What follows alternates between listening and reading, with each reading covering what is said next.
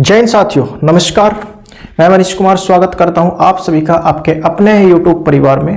प्यारे साथियों, जैसे कि आप सभी देख पा रहे होंगे थंबनेल में कि आज हम यहां पे आपको बताने जा रहे हैं, शुरू कर रहे हैं आपके साथ में एक नया पॉइंट जो है आपका 12th क्लास एनसीईआरटी मैथ से, यानी आव्यूह। अगर आप भी परेशान हैं आव्यूह से और आप भी आव्यूह की कोटि या फिर आव्यूह को समझने में असहजता महसूस करते हैं तो ये प्यारे साथियों ये वीडियो है आपके लिए। चलिएगा शुरू करते हैं अब बिना किसी देरी के इस क्लास को। देखिए प्यारे दोस्त, सबसे पहले तो हम यहाँ पे सीखते हैं दो पॉइंट्स आपके रहेंगे आव्यूह के अवयव या फिर प्रविष्टियां। आव्यूह के अवयव यानी कि एलिमेंट्स ऑफ ए मैट्रिक्स, इसे हम कहते हैं प्रविष्टियां भी। क्या होता है भाई? यह संख्याओं या फलनों का एक आयताकार क्रम विन्यास है। ठीक है, यह है संख्याओं या फिर फलनों का आयताकार क्रम विन्यास है। इन संख्याओं या फलनों को हम आव्यूह के अवयव या फिर प्रविष्टियां कहते हैं, लेकिन आप यहां पे इसको समझोगे आव्यूह के अवयव के माध्यम से। ठीक है भाई, इन्हें हम यहां पे बोलेंगे एलिमेंट्स ऑफ ए मैट्रिक्स। कैसे? जैसे आप सभी यहां पे देखिए, जो आपका ये चिन्ह रहेगा, ये जो आपका चिन्ह रहेगा ये आपका होगा मैट्रिक्स। ठीक है भाई, अब इसके अंदर जो संख्याएं लिखी रहेगी, ये चाहे प्लस में हो या फिर माइनस में हो, ये आपकी हो जाएगी क्या? इस आव्यूह के अवयव। ठीक है, यानी 2, 3, 6 माइनस का 5 ये क्या हो जाएंगे? ये आपके हो जाएंगे इसमें अवयव। यानी कि ये एक 2x2 का एक आव्यूह तैयार हो गया है। अब नेक्स्ट चलिए भाई, नेक्स्ट कहते हैं आव्यूह की कोटि, order of A matrix. m पंक्तियों तथा n स्तंभों वाले किसी आव्यूह को m क्रॉस n कोटि का आव्यूह अथवा केवल m क्रॉस n आव्यूह कहते हैं। क्लियर है भाई? जैसा अभी ऊपर में हमने यहाँ पे समझा है, दैट इज अगर मैं बात करूं m पंक्तियां और n स्तंभ, तो मेरे प्यारे दोस्त ये चिन्ह आपको याद रखना है, ये हो जाएगा आपका आव्यूह का। इसके अंदर जो भी आपके एलिमेंट्स लिखे जाएंगे ये सारे के सारे आपके आव्यूह के अवयव होंगे। ठीक है भाई, ये अब देखिए जो हमारी पंक्तियां रहेगी, जैसा कि यहाँ पे कहा है ना कि m पंक्तियां,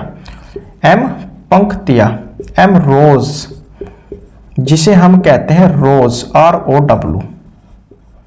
रोज मीन्स क्या होती है? पंक्तियां होती है। एक होता है आपका इसमें दे रखा है भाई, इसको स्मॉल से यहाँ पे डिनोट किया गया है n आपका रहेगा इसमें स्तंभ। ठीक है, n आपका रहेगा इसमें स्तंभ यानी कि कॉलम। देखो भाई, जो आपकी पंक्तियां रहेगी वो तो आपकी रहेगी किस तरीके से? वो आपकी रहेगी इस तरीके से, यानी जो इस तरीके से लिखी होगी क्षैतिज तरीके से, क्षैतिज पर। ठीक है, क्षैतिज पर ये होगी आपकी पंक्ति। और दूसरा यहाँ पे आया है स्तंभ। स्तंभ की अगर मैं बात करूं कॉलम की, तो जो आपकी ऊर्ध्वाधर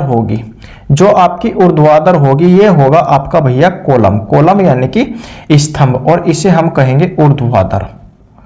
ठीक है, ऊर्ध्वाधर। समझ आई बात? जो आपकी ऊर्ध्वाधर यानी कि y एक्स के तरीके से लिखी हुई होगी उनको हम कहेंगे स्तंभ। अब कैसे यहाँ पे ये आप बात समझोगे, देखिए ये आपकी क्या है? ये आपकी इस तरीके से 3 और 5 जो आपका यहाँ पे रहेगी ये होगी आपकी पंक्तियां। क्या होगी भाई? ये आपकी पंक्तियां रहेगी, यानी कि रोज आपकी ये रहेगी। ठीक है, एक तो ये और एक ये, तो टोटल कितनी पंक्तियां आपकी? 2 तो हो गई पंक्तियां। और ये जो आपकी ऊर्ध्वाधर है इस तरीके से ऊपर को लिखी हुई, ये आपके रहेंगे क्या? स्तंभ। ये हो जाएंगे प्यारे साथी स्तंभ, ये हो जाएंगे आपके स्तंभ यानी कि कॉलम जिन्हें हम बोलते हैं। अब कॉलम कितना हो गया? 2।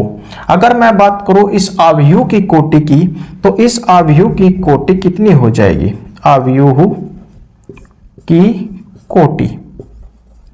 आव्यूह की जो हमारी कोटि हो जाएगी वो हो जाएगी 2x2 क्रम का आव्यूह। ठीक है, 2x2 क्रम का आव्यूह, ये आपका हो जाएगा आव्यूह की कोटि से रिलेटेड। क्लियर है चीजें? तो प्यारे दोस्त, इन सभी को जो है आप सभी नोट कर लो या फिर आप इनका स्क्रीनशॉट ले लो। फिर हम चलते हैं नेक्स्ट। क्लियर है भाई?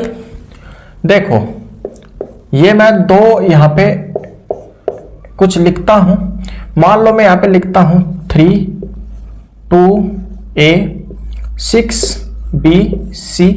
इस साइड में मैं लिख लूं, इस साइड में अगर मैं लिख लूं माइनस का 6 5c a b d e f g। ठीक है भाई? अब देखो जब तक मैं इन्हें इस चिन्ह के अंदर बंद ना कर दूं, ठीक है, इस ब्रैकेट के अंदर बंद ना कर दूं, तब तक आप इसे अवयव बोल ही नहीं सकते। क्लियर है? तो किसी भी संख्या को, किसी भी अल्फाबेट के अक्षरों को आपको इस ब्रैकेट के अंदर बंद करना होगा, जब जाके आपका अवयव तैयार होगा। क्लियर है? आप बोलोगे भैया बिल्कुल क्लियर है। अब ये हमारी हो जाएगी पहली पंक्ति। क्या हो जाएगी जी? पहली पंक्ति। अब कहोगे कि हम तो भैया सब जवाब दे सकते हैं, ये हो जाएगी हमारी द्वितीय पंक्ति। ये हो जाएगी हमारी द्वितीय पंक्ति। तो कर्म क्या होता है? आप कहोगे भैया m क्रॉस n होता है। मैं बोलूंगा कैसे? आप बोलोगे भैया आपने बताया कि m क्रॉस n जो होगा वो आपका पंक्ति और स्तंभ को लेके होगा, अर्थात m जो हो जाएगी हमारी यहाँ पे पंक्ति होगी, पंक्ति यानी कि रो होगी, और जो n होगा हमारा यहाँ पे स्तंभ रहेगा यानी कि कॉलम रहेगा। ठीक है? तो m पंक्तियां कितनी है? आप कहोगे भैया 2 क्रॉस कॉलम देखते हैं कितना बनेगा। ये भी आपका कॉलम है, तो ये आपका फर्स्ट कॉलम हो जाएगा, फर्स्ट स्तंभ बोल सकते हो या फिर कॉलम आप इसे बोल सकते हो। ये भी एक कॉलम है, इसे आप सेकंड स्तंभ बोल सकते हो यानी कि द्वितीय स्तंभ बोल सकते हो। ये भी आपका एक कॉलम है, इसे आप थर्ड स्तंभ बोल सकते हो। क्लियर है भाई? तो आपका स्तंभ कितना हो जाएगा? आप कहोगे भैया 3, यानी कि हमारा जो अवयव का कोटि हो जाएगा वो हो जाएगा 2 क्रॉस 3। क्लियर है? देखिए मैं आपको यहाँ पे केवल और केवल कोटि और पंक्ति का यहाँ पे कॉम्बिनेशन बनाना सिखा रहा हूं भाई। ठीक है? कॉम्बिनेशन अभी मैं आपको यहाँ पे बनाना सिखा रहा हूं, कॉम्बिनेशन अभी मैं आपको यहाँ पे बनाना सिखा रहा हूं। ठीक है? इसमें चले तो आपकी ये क्या हो जाएगी? आप बोलोगे भैया ये हमारी फर्स्ट रो, ये हमारी सेकंड रो और ये हमारी थर्ड रो। ठीक है? ये हमारी थर्ड रो। अब जो ये रहेगा हमारा, ये हमारा फर्स्ट कॉलम रहेगा, फर्स्ट कॉलम हमारा ये हो जाएगा। ठीक है? कॉलम यानी कि स्तंभ, और ये हमारा रहेगा भैया सेकंड कॉलम, कॉलम यानी कि स्तंभ। ठीक है जी? और ये हमारा रहेगा भैया थर्ड कॉलम, ये हमारा रहेगा थर्ड कॉलम। तो कर्म क्या हो जाएगा? m क्रॉस n, पंक्ति भी 3 और स्तंभ भी 3, यानी कि इसका कोटि यहाँ पे हो जाएगा 3 क्रॉस 3, और इसका अवयव की कोटि, यहाँ पे अवयव की कोटि क्या रहेगी? अवयव की कोटि यहाँ पे क्या रहेगी? आप बोलोगे भैया m क्रॉस n होगी, अर्थात दैट इज m कितना है? 2 है, और n कितना है? 3 है। ये तो हो जाएगी इसकी। अब यहां पे आपको मैं एक होमवर्क इसमें दे रहा हूं। ठीक है भाई? होमवर्क यहां पे दे रहा हूं। चलिए इससे पहले आप एक बात और यहां पे समझिए, जो हमारा m होगा, m यानी कि पंक्ति होगी।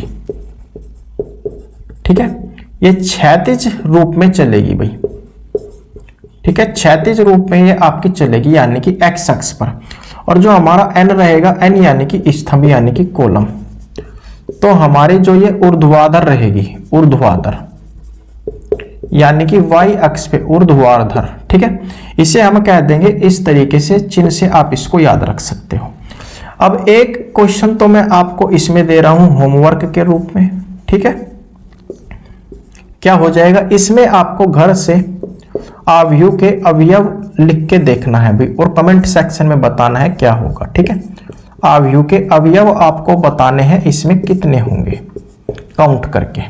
इसमें भी आपको अवयव की जो कोटि हो जाएगी वो क्या हो जाएगी मेरे भाई? अवयव की जो आपकी कोटि रहेगी, ऑर्डर ऑफ मैट्रिक्स, आप कहोगे भैया m क्रॉस n होता है। मैं बोलूंगा बिल्कुल सही बात है। अब आप कहोगे पंक्ति भी 3 है और स्तंभ भी 3, तो कोटि इसका m cross n same question आपका इसमें भी रहेगा भाई होमवर्क के लिए। क्या हो जाएगा, इसमें आपको अवयव के अवयव काउंट करके बताने होंगे कितने होंगे, ठीक है। अवयव के अवयव आपको बताने हैं। कमेंट सेक्शन में आपको कमेंट करके बताना है कि भैया इसमें हमारा ये अवयव अवयव आएगा और इसमें इतने। क्लियर है? तो उम्मीद करते हैं कि सारी की सारी चीजें और आज का जो आपका क्लास था ये आपको कंप्लीट क्लियर हो गया होगा। तो मेरे प्यारे दोस्त, क्लास आपको कैसी लगी कमेंट सेक्शन में जरूर बताइएगा। तो मिलते हैं अब आपसे नेक्स्ट क्लास में। चैनल पर पहली बार आते हो तो चैनल को सब्सक्राइब अवश्य करिएगा, जिससे कि हर एक प्रकार का क्लास का नोटिफिकेशन आपको सबसे पहले पहुंच पाए, और चैनल को शेयर करिएगा अपने दोस्तों तक। तो मिलते हैं आपसे नेक्स्ट क्लास में, तब तक के लिए नमस्कार, जय हिंद, जय भारत।